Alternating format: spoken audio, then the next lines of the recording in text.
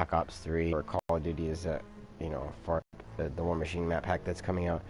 Working to update some of the memory contracts and things, so it would be like, I'm not sure what you did, I can't post that to your kill count. Anything you would earn during the game, double kills, like just score streaks, anything player. And in zombies, a lot of times there would be things where you would get them and then later on you'd play. I just got 2. I looked at my thing, now I only got 1 of my supply drops, but it just says in the game I played, I earned 2. So stuff like that. They're also revealing paint shop. I am assuming that's going to be for our guns.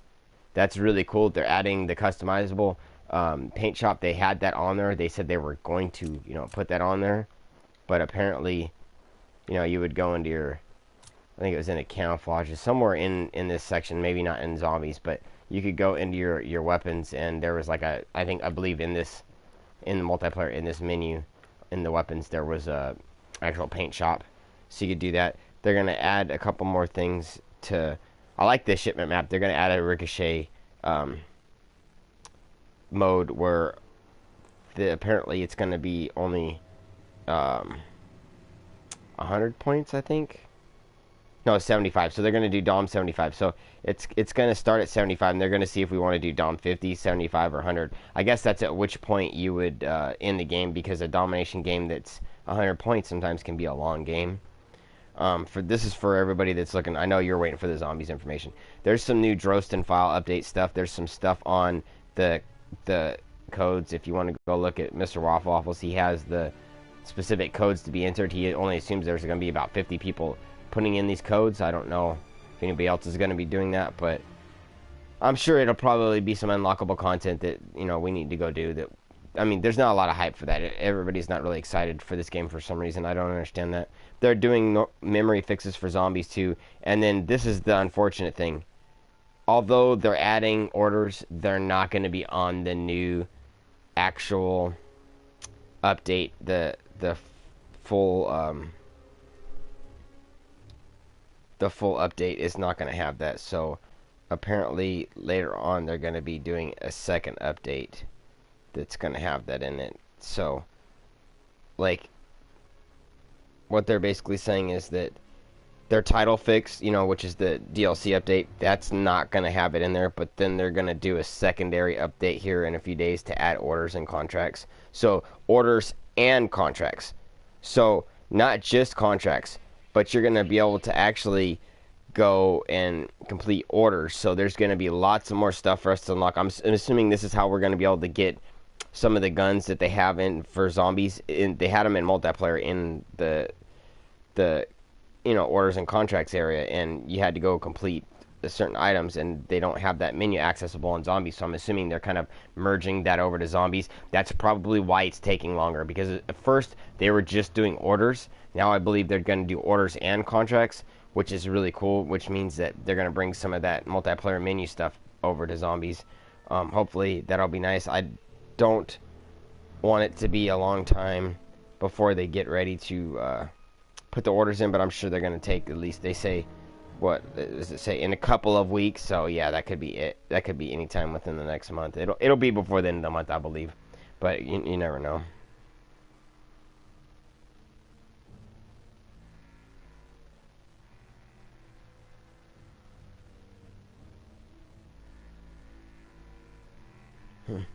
Well, if Paint Shop doesn't work on variants, I'm going to play... of course it's going to work on a variant. You can already add camouflages on top of the variant, so I don't understand why you wouldn't be able to paint it also. That's just really stupid for people to say that. I don't know why people are complaining about it.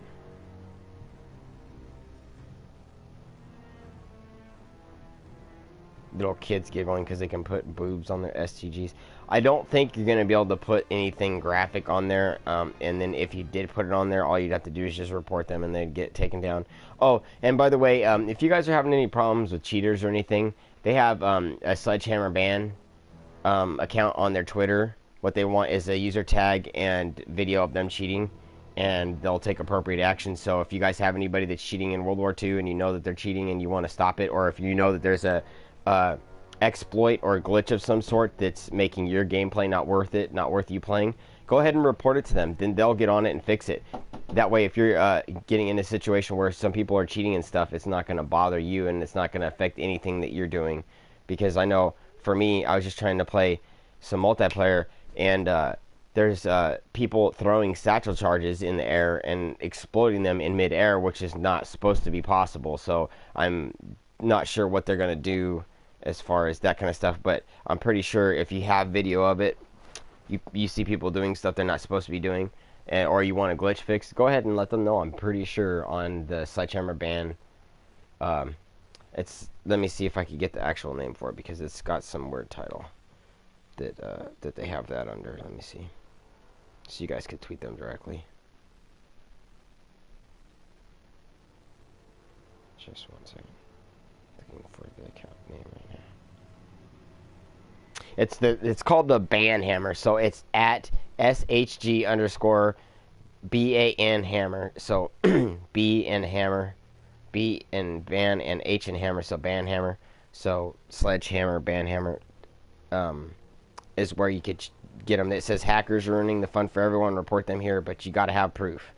So at least they've got a way to report that kind of stuff, and I'm assuming if you have problems with the game, that's where I would report it to, because that seems to be where they're going to actually look at it and take action. Sometimes they don't seem to want to take care of stuff, so hopefully that'll help you guys out with a little bit of that, and I'm just hoping that the orders get here before the end of the month, and maybe like 3 weeks at the end of the month. I don't know, we'll see. But like I said, if you guys are interested in more of that information, go over to Mr. Rothwaffles' page. Also, there's a few new items. They added some new stuff. Or his YouTube page. They added some new stuff on zombies with the storyline showing the a good detailed graphic. I'll let you guys go and check that out. I saw it on my Twitter. I could pull it up on my screen on my PlayStation, but I'd really rather not try to go through all that fuss. But just letting you know that there is a new graphic out that looks like a torn out piece of a map. And it has a lot of the storyline for zombies. So if you're really into the zombie storyline, or you want there to be a storyline, yes, they pulled a lot of it together in this second DLC part to make the storyline make sense. I'm assuming they had a storyline the whole time. They really just didn't express it to us in the way we look for it in like Treyarch. So a lot of people probably aren't looking for this to be, what they want it to be. But it looks like they're trying their best. I mean, to tell you the truth, this is the closest I've seen of any Call of Duty getting to a Treyarch zombies or even multiplayer. It's very good. I like it. I have no problems with this game. There's a few issues that they have. Every game has issues of stuff you don't like. That's going to happen. But overall, I think this is a well-polished game. I like the graphics. I like the fact that there's lots of colors, lots of uniforms, but they're not very bright. It's not visually in your face. Like, here's a bright yellow, here's a bright purple, here's a Fortnite color, here's the IW color. I don't want bright colors in a war mode setting, because in real war, if you had bright colors, you would get shot and killed. So I really don't see the point of putting bright red on your gun. So yeah, people can see you. I don't get that aspect of playing a game where you're going to have bright colored uniforms that make you an easy target, or wearing the St. Patrick's Day hat. That's a big, bright green target that's not normally on the map. That I don't understand why people would be complaining that this map is so dull in color and form. It has a lot of what I would like. I mean, as far as if you want to complain about that, just go look at your calling cards and your emblems. That's where a lot of the coloring is, where the graphic, like, there's a lot of color in those. And I like that, because that's not necessarily in the game. That's not in your play every 5 seconds. That is what is good about it. It's not in your face. It's not very offensive. The color palette is very muted. I didn't like IW for that specific fact. I don't like Black Ops 3, for the most part, having super intense colors.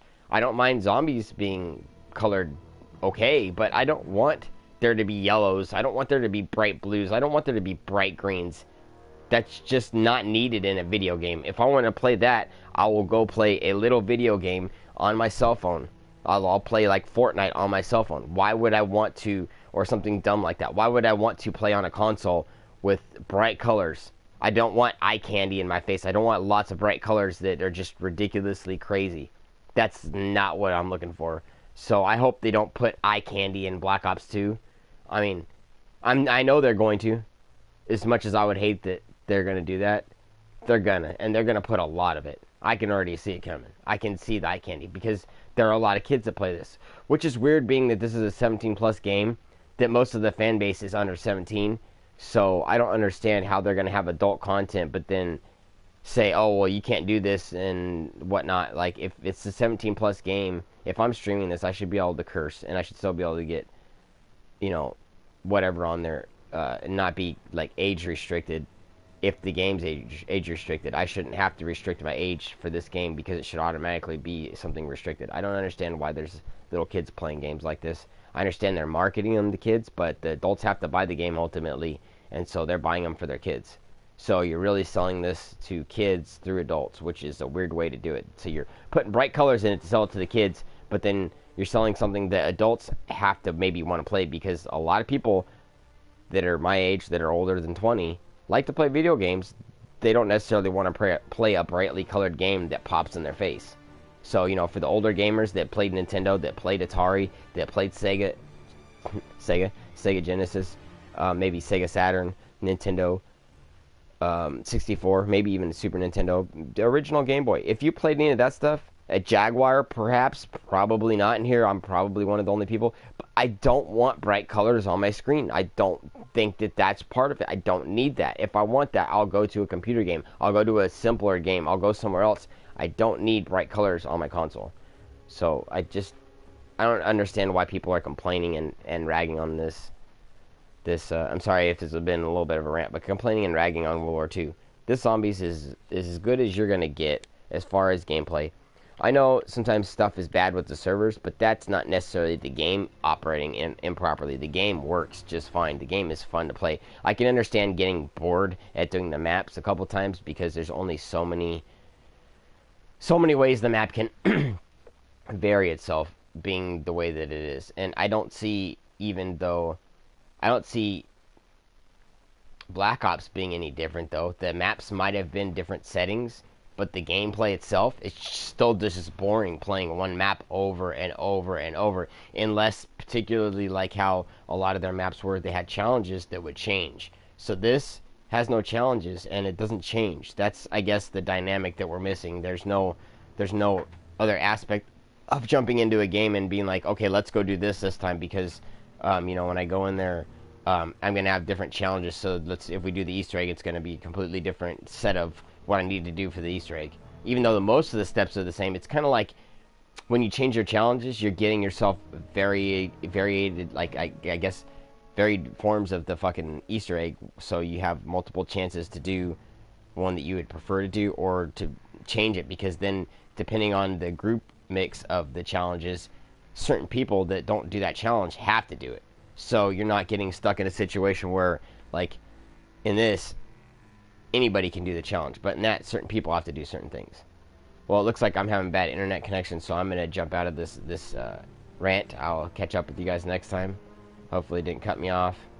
This is Ghetto, bringing you some knowledge from the streets about Call of Duty. See you guys next time. Slap a like and hit subscribe if you guys haven't, because I have not had any new subscribers and I'd like to get some more views. So if you do that, would be kindly appreciated, and I'll catch you guys next time.